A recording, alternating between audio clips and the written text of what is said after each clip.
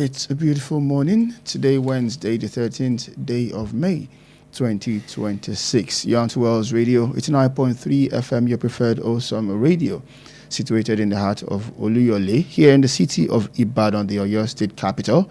My name is Kunle Olowu, and you're welcome to another edition of Perspective Unlimited. As usual, I have Mona Chiso Chuku Emeka here with me, where we'll be dissecting all of the stories as seen on the front pages of our dailies this morning. Good morning, Chuku Emeka. Good morning, Kunle. Yes, it's good to always see you, even though it's strange on Wednesdays. Yeah. In fact, I was surprised when I saw you. Yes. Because I know we're not going to have this thing together this morning. Absolutely. But things happen. Yeah. Anyway, you're welcome to Perspective Unlimited on Wells Radio. It's 9.3 FM. We would be talking about issues as seen on the front pages of newspapers this morning, and we'll be dealing with four major papers this morning.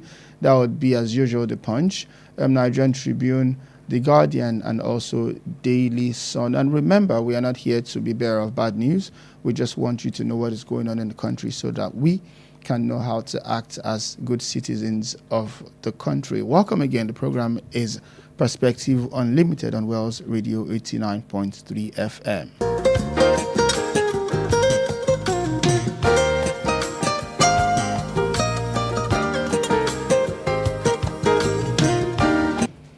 So we start off this morning on the front page of the Punch newspaper. And on the front page of the Punch today, we have the largest caption: tension mounts as APC panels disqualify over 150 aspirants. That story is on page 2. And of course, the rider stories you'll see: screening fallout rocks states ahead of Friday's commencement of primaries. Disqualified APC candidates storm appeal panel as Anambra chapter expels 30. Aggrieved aspirants pile pressure on APC over screening roll.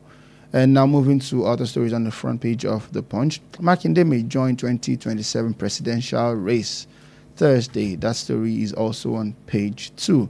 And on page 9, Gowon unveils memo defends a civil war choice. And on page 19, CBN order 4 banks release 321,181 dormant accounts. And on page 8, NDC pegs presidential form at 60 million. Primaries hold May 29. Still on the front page of the Punch this morning, Nigeria misses OPEC oil production quota again. That story is on page 19. And on page 26, Dangote exports 1.66 billion liters fuel amid U.S.-Iran tension. And FG offers varsities to suspend drug offenders. That story is on page 7. And on page 9, outrage as EFCC operative assaults Uyo doctor workers. And on page 7, military disrupts terror operations, intercept 400 Starlink devices. That story is on page 7 of the front page of the Punch this morning.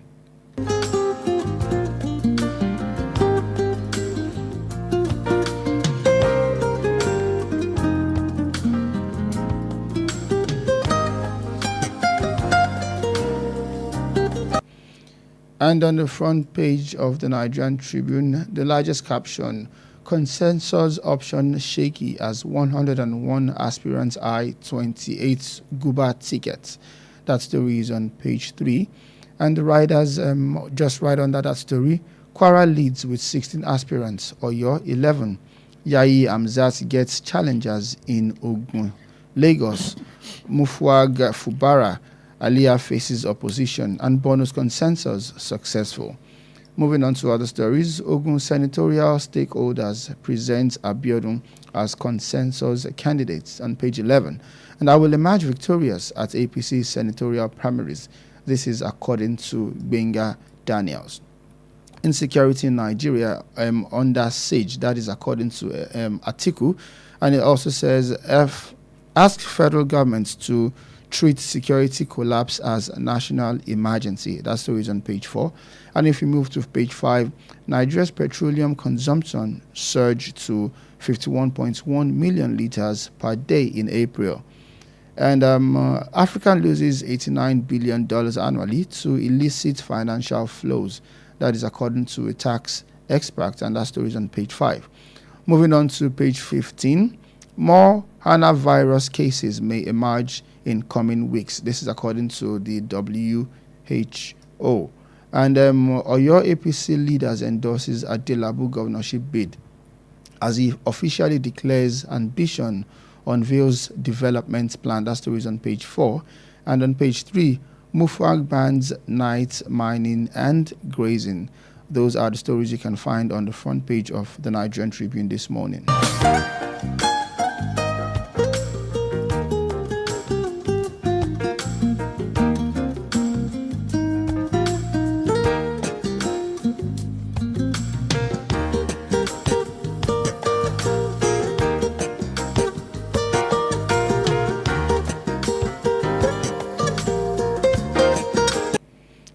Moving over to the front page of the Guardian newspaper, importers groan as Middle East crisis Hormuz toll strain supply.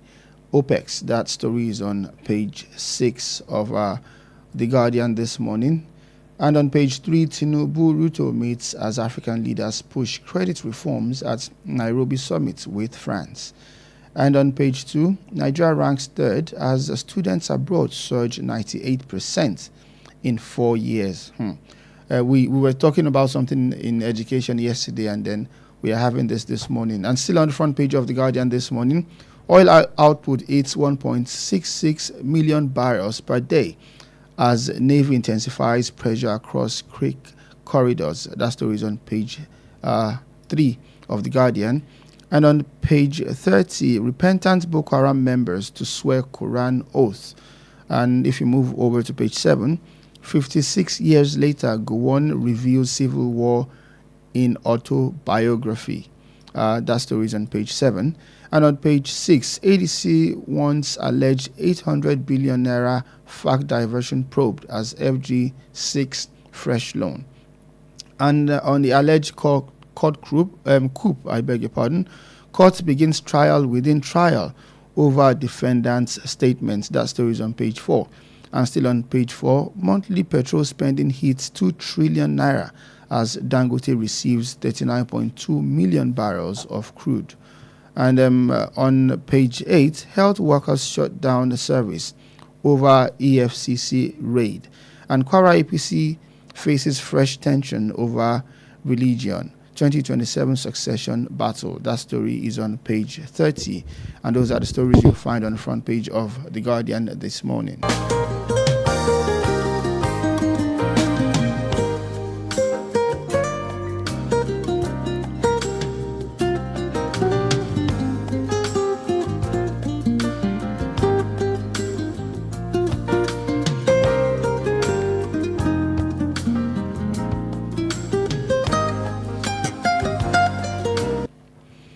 Moving over to the front page of the Daily Sun this morning, largest caption, military bombs Zamfara markets where suspected terrorists trade, and over 72 killed. Amnesty puts figure at over 100.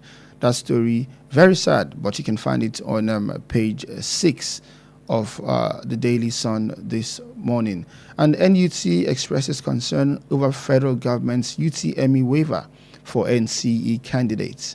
And on page 28, confusion heightens in Ebonyi Agri College. 3 provosts appointed removed in 1 week. We also have on page 6, National Assembly moves to strengthen Data Protection Act against emerging cyber threats. And on page 26, Nigeria's tax reform key to economic growth. This is according to the minister. And 2 family members killed in fresh attack in Plateau. Survivors recount experiences, displacements as violence persists. That story, if you're interested, on page 4. And on page 8, Edo will become modern state before end of my first term. This is according to Okpebolo. Yes, Okpebolo, that says that Edo will become a modern state before the end of his first term. And those are the stories you can find on the front page of the Daily Sun this morning.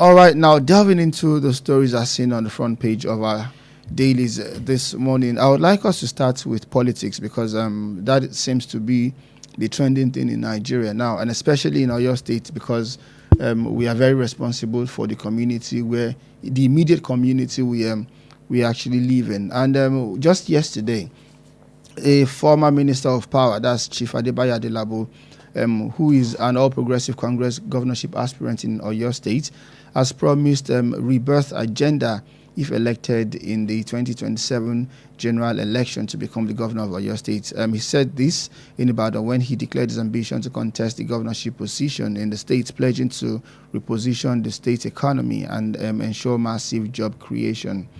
The minister said that the declaration marked the beginning of a movement to restore, rebuild, reposition, and reclaim Oyo State for genuine progress, prosperity, and people-centered governance.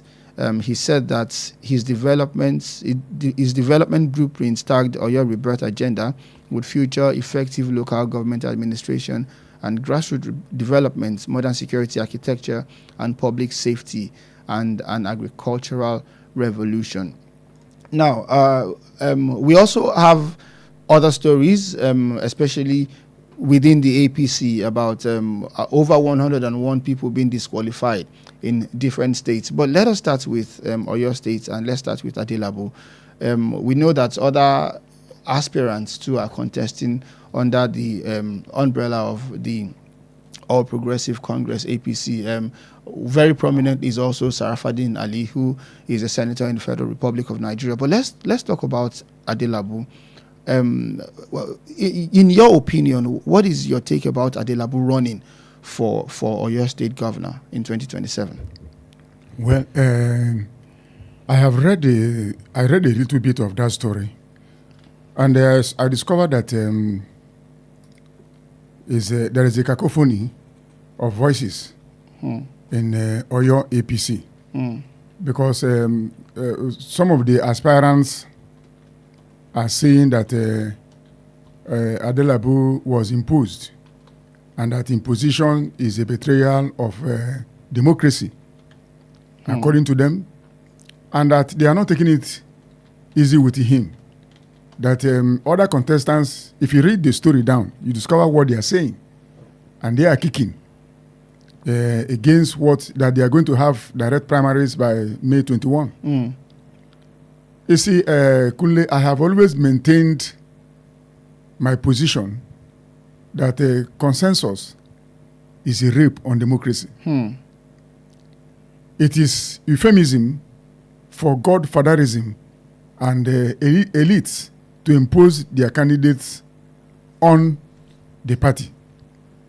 And I've always said also that in any sane environment, individuals are not above the party. It is the party that dictates what should happen within the party. It is the party that decides what should happen, not individuals. Everybody that wants to join a party, you must pledge to obey the rules and regulations governing that party. That party. If you must be a member. That is how it is done in a place where there is responsible democracy. And it was like that for a long time in our country till pretenders to the throne came on board. Those who claim to be Democrats and they are not. Pretenders to the throne. Yes, and began to muddle the waters of democracy, began to do things that are abnormal, things that are anathema to whatever democracy stands for, and began the process of imposition. Imposition because they know that definitely they are not qualified. But a lot of Because people want to ask that imposition by who? By the elites and money bags. Now, within the APC, not only APC, within the parties. I'm not talking of APC now. Okay, you are talking about the parties. The parties money generally. Bags. Now, it is no longer about competence. It's now about cash. Who has most money? Connection. And that is why we are in a mess. It's not about competence. It's not about what can you bring to the table. It's not about can you add value to the people. It's about cash. Okay, so let's talk about competence. I'm coming. Okay. When you have that cash, you're already competent. When you have all these things around you, you are qualified already. And that is why our country is not making progress. So let us talk about. Let's talk about. Okay, No, I want us to narrow it down to something. So talking about competence, what you have described now, it seems like the new competence is your bank account. It looks that is now the new competence. That is the yardstick now. Yeah. But let's talk about competence as the word it is, and let's put it side by side with the person in question that we're talking about, Chief Adelabu. Now, he was the immediate past minister of power, and a lot of people have criticized his performance while he was minister of power. Even before he became minister of power, he was deputy governor in the CBN, and before he became popular in politics, I think it is his grandfather who was actually the politician that our immediate elder generations knew about.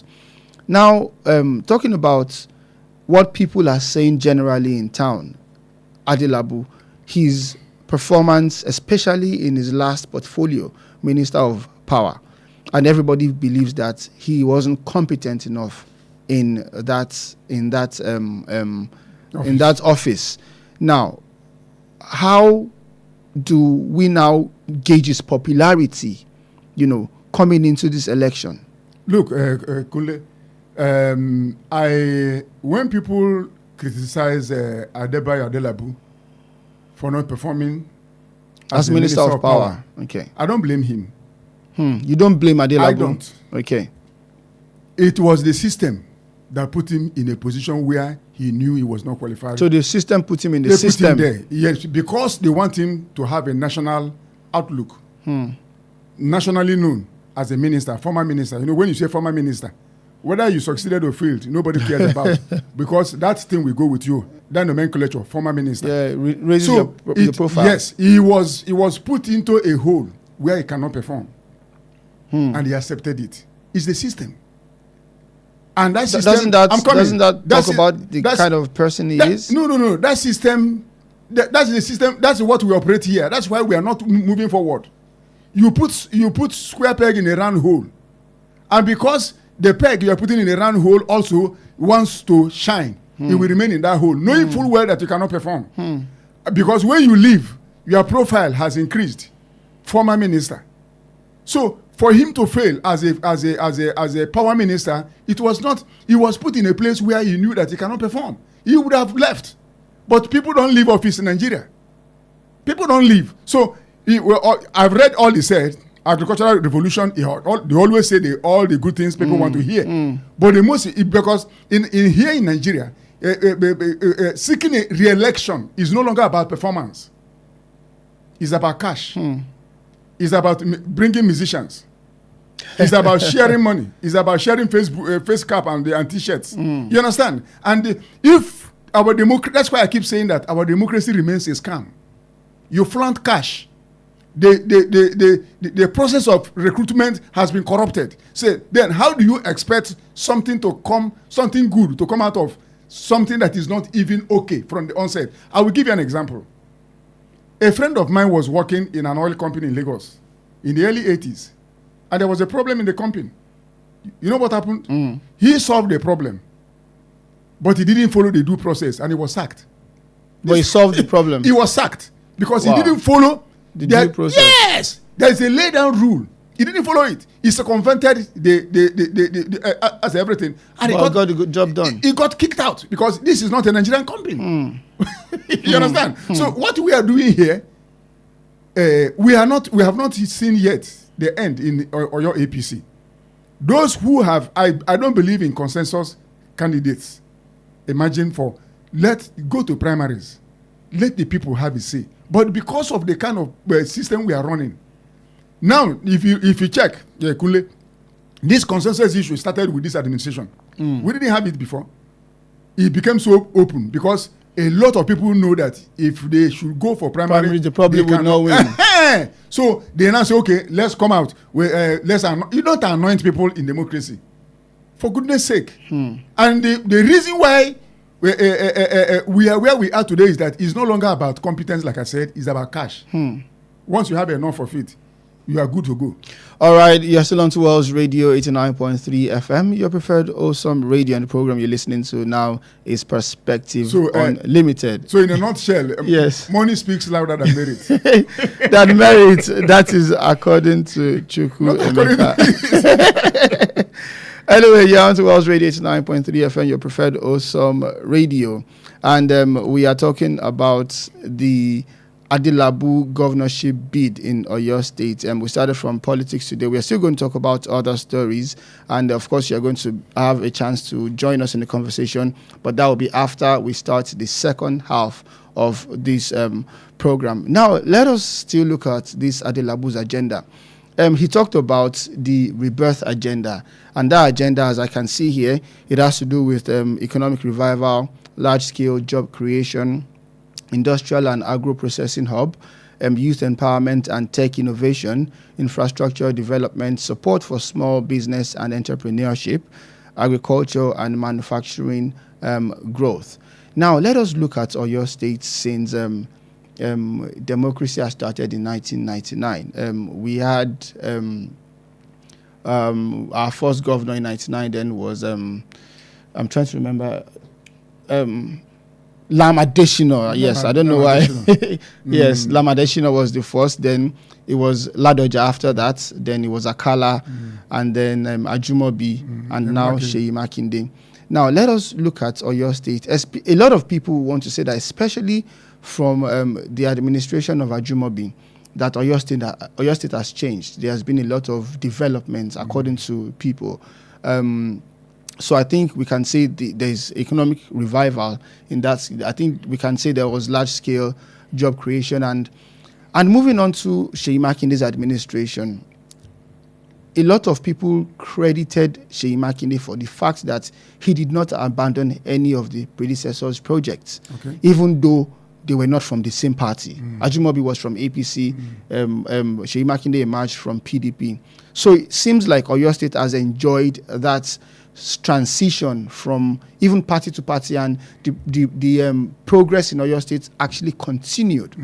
Now, looking at this rebirth agenda, do you think that is what Oyo State really needs, or continuity? Yes, thank you for bringing up that issue. Oyo State has done creditably very well, but there is still a lot to be done. Yes. You see, Oyo, when you say Benue State is the food basket of Nigeria, Oyo also should have been food basket. Named food basket of Nigeria. And Oyo has a lot of things, solid minerals under the ground. If we are running a functional system, Oyo State does not have any need to be poor. If you go to Ibabu, you go to Okeamu, you go to Itesuwaju area, the whole of Okeogu area, go to Iseyin here, a lot of things are there. But we are fixated on oil. Oyo, on the monthly allocation. I'm hoping for a governor who that will focus on internal generation. Who will come to Oyo State and really develop this state. If Nigeria is running a normal system, Oyo is not supposed to be one state. It's supposed to be about 2 or 3 states. It has land. I have traveled through the length and breadth of this state. I have gone to places where ordinarily nothing will take me there because I want to know what's happening in this state. We have is in this Oyo State. It was in this state I saw for the first time those solid minerals described in the book of Revelation, sapphire in the Bible. Yes, sapphire, all this. Yes, you see a stone bluish. You see some reddish. You see different things all in this state. And guess what? The state is not even looking in that direction. It is non-state actors that I went. That are coming to mine yes, this. There's a place called Jasu Lawal in this Ibadan. Some people don't know it. When you go there, you see who is. That is the Oyo state is blessed, and I'm praying for a governor. I'm not from this state, but because I'm resident here, I'm praying for a governor who will look. The money is not on the trees. Under the ground. It's under the ground.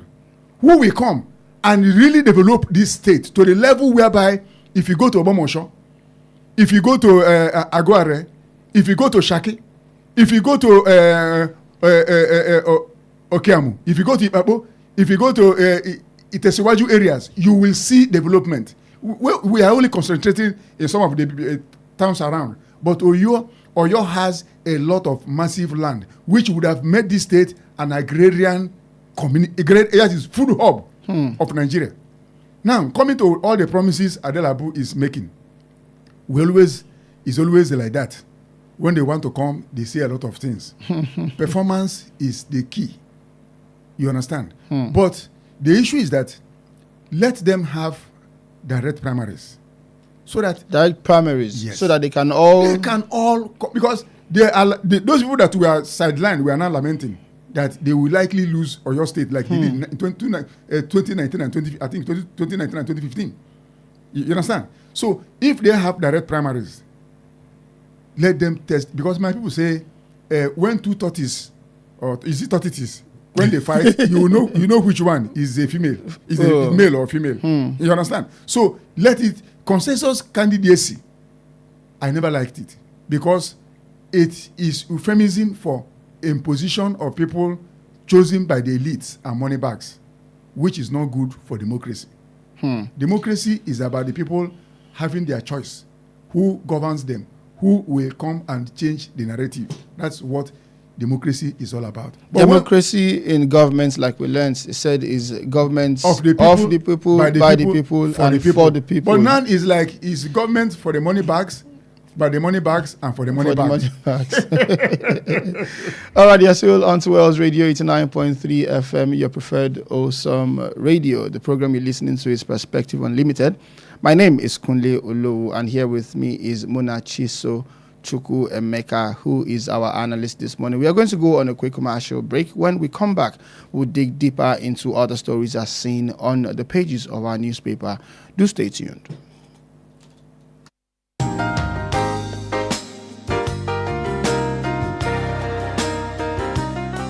89.3 FM, your preferred wholesome radio. Ladies and gentlemen, may I have your attention, please? Let me guess, you enjoy talking. You always have something to say. And somehow, people actually enjoy listening to you. So why are you not on radio yet? What are you waiting for? Wells Radio Media Academy is giving you the perfect opportunity to become a certified broadcaster in just 6 weeks. You'll get hands-on studio experience, learn from industry professionals, and understand what it takes to actually own the mic. From radio presentation to news writing to public speaking and social media, everything you need all in one place. Admission is in progress right now as resumption is on the 18th of May 2026. Admission form is available for just 5,000 naira only. This is not one of those maybe someday opportunities. This is now. Don't just sit back and listen to other people shine. Step up and let your voice be heard. For further inquiries, call 0706 840 7359 or 0803 509 3394. Begin your journey to becoming a certified broadcaster today. How long will it take you to confirm payment? I have been waiting for the past 1 hour. I'm so sorry. Our network is slow. I will just run out of data. Same excuse yesterday. It is unacceptable, please. You better switch to One Data Internet Service. One Data? Yes, One Data. One Data is an internet service provider with the best alternative and solution for unlimited speed. One Data provides fast and reliable internet service to organizations, homes, and places of interest in Nigeria. With One Data, you get to enjoy the premium internet service with dedicated unlimited internet speed at all times, 24/7 fantastic customer service and support, and you enjoy a 1-month free subscription when you make payment. Now is the time to say goodbye to downtimes. Sign up with One Data today on 0811 223-2671 or visit www.onedata.ng for more inquiries. One Data, unlimited speed.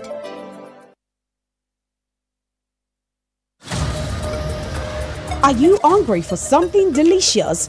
Food that feels like home but tastes like pure luxury? Then welcome to Honeydew Restaurant, where every meal is made to make you smile. From our smoky jollof to rich ofada sauce to a variety of delicious soups like egusi, eforiro, and more, paired with your favorite proteins and hot, freshly made swallows, all made for you to enjoy. We also handle bulk orders in liters, fresh and ready whenever you need it. We deliver it to your doorstep. At Honeydew, it's not just the food, it's the feel. With our beautiful ambience, perfect for your romantic dates, family outings, or your quiet, relaxing evening escape. Join us every last Friday of the month at 7 p.m. for karaoke night with Jayola and enjoy music, games, food, drinks, and free mocktails and cocktails as you sing your hearts out. Visit us at Plot 42, Block 8, Alaafin Avenue, beside Wells Radio, Oluyole Estate, Ibadan. For your doorstep delivery or inquiries, call or WhatsApp 0814-691-6635, 0814-691-6635. Honeydew Restaurant, where every meal is made to make you smile.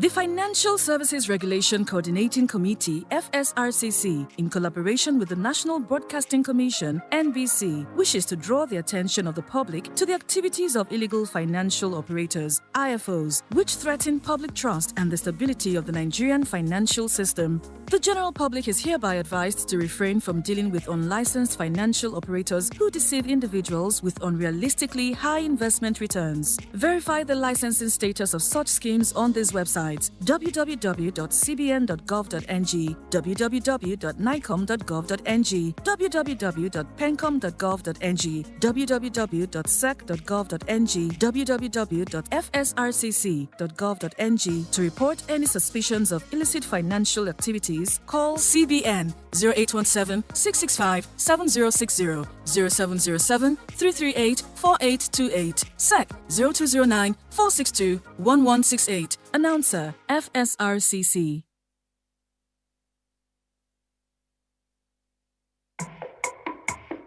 Boost your business with Wells Radio 89.3 FM. In a competitive world of business, strategic brand and product positioning is key to growth. Don't remain unseen in the shadows. Shine a spotlight on your brand with Wells Radio 89.3 FM today. Why Wells Radio? We are your state's #1 family radio station. We connect with the heart of families in your state. As the smallest unit of the society, families trust Wells Radio for quality content and information. Visit us today along Alaafin Avenue, Oluyole Estate, Ibadan. Our white and blue building just before Sharp Corner ensures your business won't go unnoticed. Advertise with us today. Call our marketing office on 0903-936-8185. Call Toby on 0803-509-3394. Ayo on 0706 840-7359. Take the leap today. Let Wells Radio 89.3 FM be the megaphone for your business success. You won't regret it.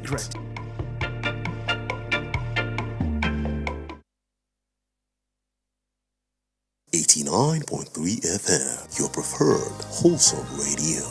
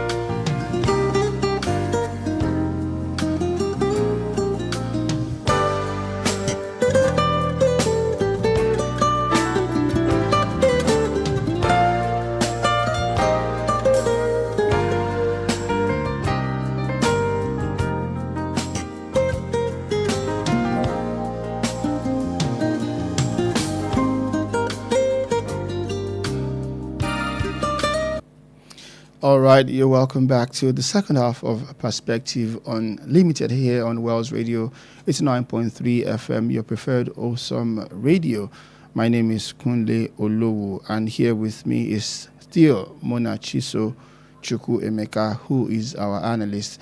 Now, at this point, we are going to leave the phone lines opened so that if you want to be a part of the conversation at home, you feel free to call the studio and give your 2 cents about the issues we are talking about. The numbers to call are 09168931000 or 09153334893. You can also call 091133333893. Those are the numbers to call if you want to be a part of the show this morning. Now, looking at another story that caught my attention while reading the headlines this morning. That story can be found on the front page of The Guardian. And it says that Nigeria is ranked as the third largest country in the world for students pursuing higher education abroad. That's according to a new report by the United Nations Education, Scientific and Cultural Organization.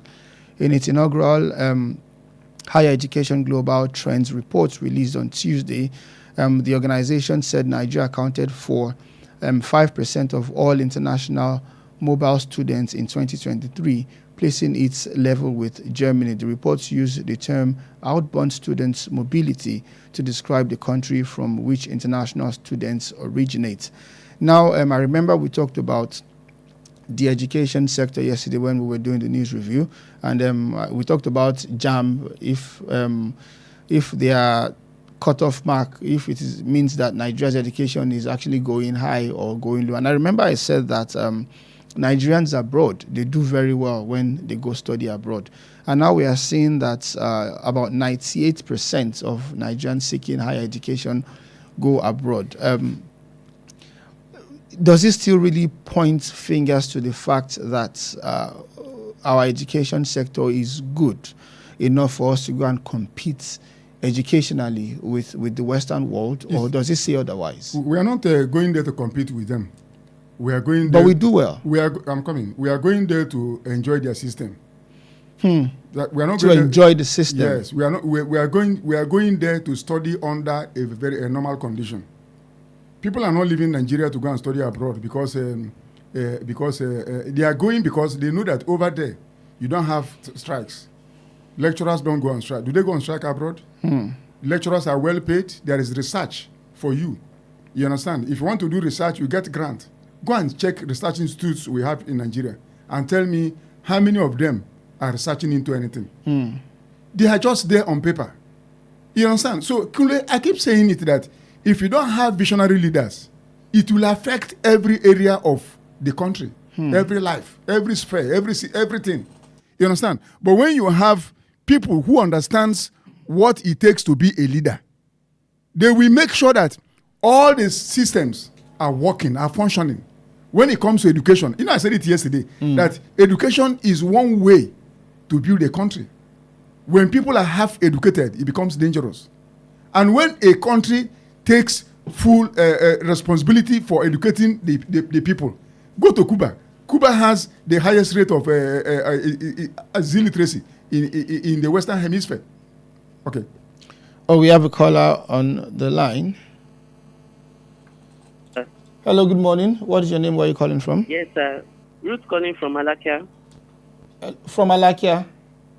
Yes, sir. All right, you have the floor. Can you hear me? Yes, we can hear you. Sir. No, there is nothing wrong with Mr. Adelabu contesting for governor in Oyo State. But to me, his manifesto lacks value. And his record as Minister of Power already speaks for him. So Oyo people do not want a return to darkness. And I believe the people know better by now. So good morning. Thank you very much. People on Maya do not want a return to darkness. Ruth is very brutal. According to Ruth. Nobody wants to return to darkness. So Kunle, yes. It's not that, okay, look at, we are going outside for medical tourism. It's the same thing.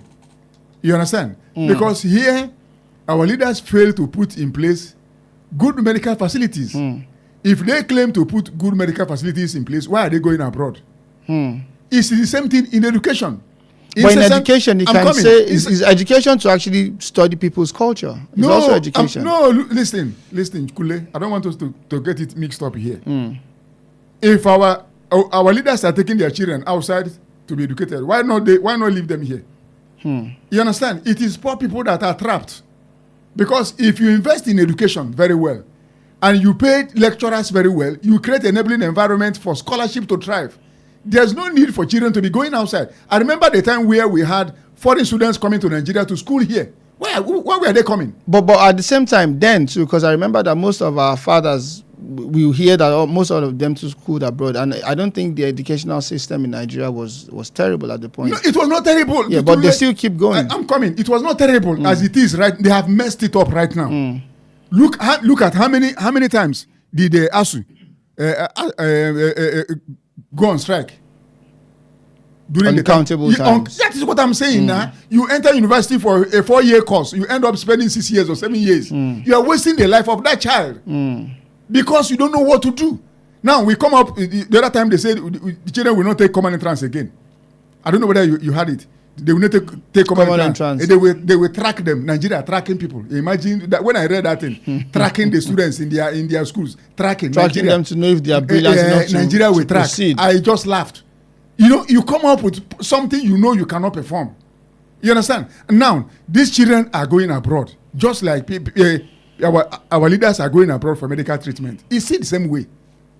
You understand? If we put our house in order, must we be going abroad?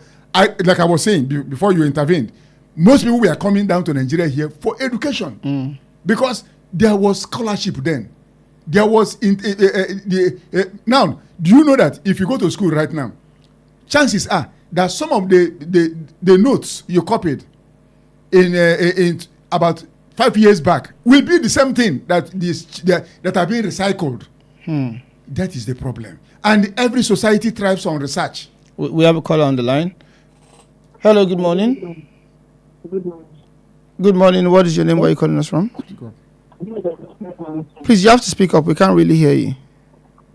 Adirunke from Muslim. Adirunke from Muslim. Okay, you have the floor.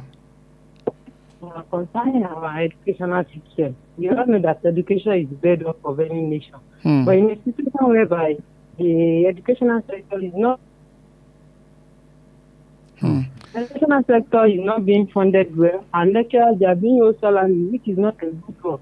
So they are pleading with our leaders that they should please they should do what's possible to make sure that our educational sector is in good shape. After their own children, they do send them abroad. But here in Nigeria, children of average Nigerians, they are struggling to send them to school. So thank you very much. Thank you very, very much for your contribution. The people that are even making education seems as if it's working at people in private schools. They are private schools. Yes, they are the ones holding forth. They are the ones. But when it comes to anything owned by government, just forget it. And it was not like that. Because when I was growing up, there was nothing like private schools. There were not many private schools. No, nothing like that. Maybe for primary education, secondary, government owned and well funded. Now, the universities we have, they are not well funded, and you are still granting licenses to other people for political patronage. How will it happen? You understand? So there are critical areas where every government must look into: education and medical care. How many Nigerians can afford to go to hospital now? The only people that are saving if you go to private hospitals, they are the only ones. That's why you go to under bridge, you see people, Nigerians drinking all manner of things because they don't have access to quality medical care. Then the money you are investing, if there is any, in medical care, where is it going into? When you as a leader, you go outside for medical treatment, your citizens are using the one you provided, which means it is not good. If it's not good enough for you, it can't be good enough for the citizens as well. And Nigerians are not asking questions. That is the tragedy of our situation. Electorate, the docility of the electorate. People don't ask questions. People keep quiet and believe that let God come and God cannot come and help us. For goodness sake, He has helped us. He has given us voice to speak out. He has given us brain to think. Why must He come down to one day Nigerians will pray that God should come and put food in their mouth, as if we are the only people that God created? He has left us. Look at abundant resources everywhere. Look at what we have. Look at what, see what is going on in Kenya right now. Africa Forward Summit. By France. Imagine France organizing Africa Forward Summit at Nairobi. And we know the antecedent of France in West Africa, in their West African colonies. Anyway, that is a digress. Apparently that is what they are trying to correct. Anyway, you're still on to Wells Radio 89.3 FM, your preferred awesome radio. To be a part of the conversation, please do well to call into the studio line on 0916893100 or 0915333893 or 0911-333-893. So in a nutshell, Kunle. Yeah, I don't want us to wrap up on education. University education must be well funded. Yeah, yes. It must be well funded. Yes. Granting licenses for new entrants into that system is not the best. Where the ones we have not funded them enough. You understand? When we fund them enough, they will go into research, because we have a lot of research institutes, but they're not researching anything because there are no grants. And for them to do. Yes, and many of them, and when they come up with innovations, do we even implement them? That's the issue. So people leave Nigeria to go abroad to study because they know that over there, they can give you access to some of these things, which we lack here. That's why they are moving abroad. Okay, so in the same vein, still on education, there was a story we actually even looked at yesterday as well. And now there is an update that the Nigerian Union of Teachers has expressed concern over the federal government's waiver of the Unified Tertiary Matriculation Examination, that's the UTME requirements for admission into colleges of education. Now, the president, Titus Amba, who spoke at the 21st Century Teachers Workshop in collaboration with the Teachers Registration Council of Nigeria in Abuja, he kicked against the policy, saying that if it's not properly implemented, it will weaken the quality of teachers' training and undermine professionalism in the teaching profession. Now, the federal government had on Monday, during the Joint Admission and Matriculation Board policy meeting, granted admission waiver to candidates seeking the Nigerian certificates in education without sitting for UTME. Now, looking at this again, what the federal government is saying, that these people, definitely they will register for JAM, but they don't need to write the examination. And now people are thinking that the teachers are actually they are the backbone of education, because they are the ones who are going to teach these students who will later become great things in life. And it is very, very, very, very important that they are well trained.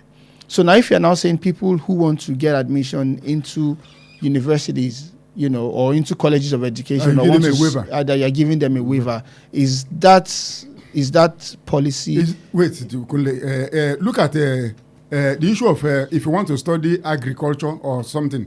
There's another course that if you want to study, they will give you a waiver. The man, apart from this, the man who is the Minister of Education, what is his background? What is his background? Check it. Does he have a background in education? I know people will say, does he need to have a background? Yes. He must have a background in education, so that he will know what he's saying. He will know what he's saying. When you don't have a background in education, what do you know about education? There's little I can talk here about education, because I don't have a background in education. You understand? The man who is the Minister of Education, what is his background? We just talked about Adelabu as a minister when he was minister. What was his background? We know he came from CBN. That is what we are saying. When you put people where they don't have what it takes to be there, what do you expect them to do? They will come up with all manner of policies, somersault here and there. You understand? Tomorrow we give waiver. Next tomorrow we say no, don't give waiver. Tomorrow we cancel common entrance. Next tomorrow we say we are not cancelling common entrance. But if you put somebody who has a background in education, he will sit down and bring other technocrats in that field who will advise him. This is what we want to do to move this country forward educationally. It's just like taking me now to be a minister of sports. What do I know about sports? Apart from as a man, as a Chelsea, I don't even know this thing. You understand? That is the problem. And people don't, and being who we are, we don't reject such things when it is given to us and we know we don't have what it takes to be there. You don't have. Now, look at what we are, and education, like I said, is the bedrock of every society. When people are well educated, that society will move forward. You understand? That was what informed Chief Awolowo's free education in the Southwest. in the Western region, and he paid off. That is it. When people are not educated, how do you can bamboozle them, you can do anything with them. But when people are educated, it reduces a lot of things. But look at what we are doing with education. Our children are even confused. It's this confusion that is sending them abroad. Tomorrow a child will enter university, he doesn't know when it's coming out. It's not his or her fault. Government and ASU will enter into another tango. You wasted that child's time. So if the parents have the money, why not send that child abroad where he knows that a 4-year course, you come out, 4 years? Yes, you come out. But this one, 4 years, you end up spending 7 years because government and ASU are in a cage fight. Must it be like that? That's why children are leaving. Those who have the money, those who don't have the money are trapped. That is the issue. Look at the Minister of Education. What is his background? Let's start to ask from there. That is the question. All right, you still on to Wells Radio 89.3 FM, your preferred awesome radio. We have a caller on the line. Hello, good morning. What is your name? Where are you calling us from? Good morning, Mr. Chukwemeka. Good morning. Good morning, sir. And my radio man. Good morning, sir. Thank you for your analysis. I support you, the way the present administration handling our university. I know during the time of Obasanjo president, our Obasanjo, he funded UCH, and somebody brought a patient from London. So this UCH, he treats her of breast cancer. I say it is very cheaper to treat in Nigeria than in London. I said, but who will treat it today? Go to the UCH and see how it's being funded now. Thank you for your analysis. Continue to speak to them, whether they will hear or not. Speak out. Thank you. God bless Thank you very much for your contribution, sir. Thank you very much for your contribution. Yes. So Kunle, everything boils down on leadership. Leadership. And I'm afraid, very much afraid. You know why? The quality of leadership determines where the country is going. With the quality of leadership, if we get it right at the level of leadership, Nigeria is a blessed country. We are. That's why I'm a Christian.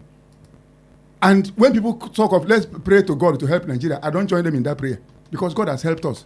We are disturbing God. It is we that have refused to do exactly what God has put us here to do. Let us tell ourselves the truth. Okay, we have another caller on the line. Hello, good morning. Hello, good morning. Good morning. What is your name? Where are you calling us from? Yeah, my name is Tayo. Good morning, Mr. Chukwemeka. Good morning, Mr. Your Tayo. friend Tayo. Good morning, I wouldn't have said anything this morning, but for mere mentioning of Obasanjo, that he funded the UCH and things like that. What Nigerians and Nigerians passing through now is what I would call the ID work of Obasanjo. Yes. So anybody who says Obasanjo is... Yeah, I mean, that's Nigerians are passing through. What the state of the nation of Nigeria, the state of affairs of Nigeria today is the handiwork of Obasanjo. Get it clear. That's in your opinion, sir. Hello? I said that's in your opinion, sir. Yes, we can hear you. I said that is in your opinion, sir. It's my opinion. But and it's the general opinion of at least more than 80% Nigerians. You see, you are talking, my friend has been talking about leadership. We have good leaders in the past. We have them in abundance. Olowu, Zeke, and many others like that. They were ready to take Nigeria to the next level. I keep on saying this thing. But this Baba Obasanjo denied them. Obasanjo, Olowu said he would not start from where America was. 4 years ago, he said he's going to start from where America is today. Did he make it to happen? He said that over his dead body that Olowu will become the president of the... There is no day in Nigeria that we will not talk about Olowu or Zeke. These are leaders who are ready to take Nigeria to the next level. See us now. See us. We are talking of education. I'm happy to my friends talk about education in in the Western region. Olowu took a British government to court. The money he collected from the court judgment was what he used to start the free education in 1955. And I'm a man of history. It's just a pity that we find ourselves in this Look at when he started the free education, he believed that most of the, graduates of this primary school, we have problem. He started modern school. Then he established University of Ife. Because at that time, we have only University of Ibadan. He knew that quite well that those graduates, those that we passing up from secondary school, we have problem in getting to the university. And he established University of Ife. These are the leaders. These are leaders. Good morning. Thank you very, very much for your contribution, sir. You're still on to Wells Radio 89.3 FM. You've prepared Awesome Radio. You can still quickly call the studio line if you want to be a part of the show because we are actually pressed for time. This is Perspective Unlimited. My name is Kunle Olowu and I'm here with Munachiso Chukwu Meka. Before we go, I would like us to really touch on a topic very, very quickly before we run out of time. Now, Amnesty International has alleged that at least 100 civilians were killed in a Nigerian military airstrike that struck a crowded market in Zamfara Market. According to Reuters, the rights organization called on Nigerian authorities to immediately investigate the incidents and ensure accountability for those responsible. The airstrike, which hit the remote Tumafa market in Zarum district on Sunday, was the second to kill scores of people at a crowded market in the northern Nigeria in a month. Now, dozens of injured people were being treated at a hospital in Zurmi and nearby Shinkafi, Amnesty said, adding that many of those killed were women and girls. Now, the Nigerian Air Force has yet to issue a statement on the incident. This happened on Sunday, and Amnesty International is coming out to say again that civilians, over 100, has been killed. How do we put a stop to this, and how do we even fact-check all of this? We can't put a stop to it if there's no accountability. It happened in Niger State. 13 people were killed. Now in Tumfa, in Zamfara, 117 people killed in the open market where women, children were buying and selling. I keep saying it. What exactly is the reason why we have these airstrikes, accidental airstrikes? They are not accidental. No, I'm coming. Because when you bomb civilians, it's accidental. It becomes accidental. It becomes, yes, when you bomb them, because you are not supposed to bomb them. When you drop bombs on civilians, that is accidental. Why? If there's no account, if nobody has checked the incidents we have had so far, you can't count the numbers again, and this thing will keep happening as far as nobody is held accountable for this. I don't know how we are going to come out of this. It worries me because lives are being lost. These are Nigerians. Okay, let's quickly take one more call before we go. Let's quickly take one more call. Hello, good morning. What's your name? Where are you calling from? Yeah, good morning. Your Tayo again. You see, on the issue of Air Force killing people in Zamfara and things like that, Nigeria is passing through war. What we are facing in Nigeria today is war, nothing more. It's worse than the last civil war we had in Nigeria between 1967 and 1970. Are you getting me? Yeah. There is no way there is no human casualties. We are talking of an Air Force place that, at least in terms of height. Oh, unfortunately, we lost that call. And that is as much as we can take on Perspective Unlimited this morning. Thank you very much, Chukwuemeka, for being a part of the show. Yes, and I want to say a big thank you to everybody who has been a part of the show this morning as well. Perspective Unlimited takes place on Wells Radio 9.3 FM every Mondays to Fridays by 6:30 to 7:30 a.m. Please stay tuned. And join us every morning to be a part of the program. On standby is the AM Sports Gang, ready to give you all the interesting stories in the world of sports. Do stay tuned.